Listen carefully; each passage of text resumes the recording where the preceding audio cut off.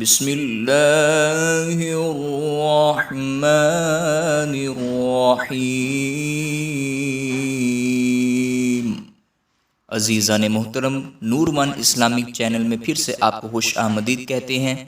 اس بار بھی آپ کے لیے بہت اچھی ویڈیو لے کر حاضر ہوئے ہیں۔ اگر ابھی ہمارا چینل سبسکرائب نہیں کیا تو جلدی سے چینل کو سبسکرائب، لائک اور بیل آئیکن کو لازمی دبا دیجئے تاکہ نئی آنے والی ویڈیوز آپ تک پہنچ سکیں۔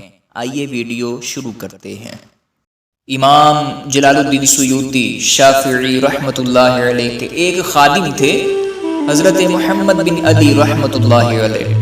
آپ فرماتے ہیں، ایک روز امام سیوطی رحمۃ اللہ علیہ نے مجھ سے فرمایا، اگر میرے مرنے سے پہلے تم میرا راز ظاہر نہ کرو تو آج عصر کی نماز مکہ المکرمہ میں پڑھنے کا ارادہ ہے۔ میں نے عرض کیا، جی ٹھیک ہے، میں راز ظاہر نہیں کروں گا۔ امام سیوطی رحمۃ اللہ علیہ نے میرا ہاتھ پکڑ لیا اور فرمایا، آنکھیں بند کر لو۔ میں نے آنکھیں بند کر لی۔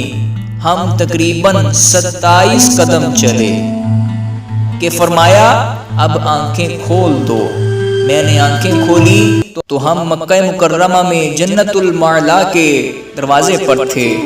ہم نے مسلمانوں کی پیاری امی جان حضرت خدیجہ الکبریٰ رضی اللہ تعالی عنہا کے مزار پاک کی زیارت بھی کی۔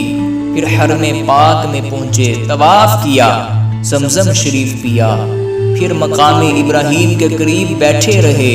پھر عصر کی نماز پڑھی۔ یہ سب کچھ کر لینے کے بعد امام سیوطی رحمۃ اللہ علیہ نے مجھے یعنی اپنے خادم محمد بن علی رحمۃ اللہ علیہ کو فرمایا، اگر چاہو تو میرے ساتھ واپس چلو، ورنہ حاجیوں کے ساتھ آ جانا۔ میں نے عرض کیا، حضور آپ کے ساتھ ہی چلوں گا۔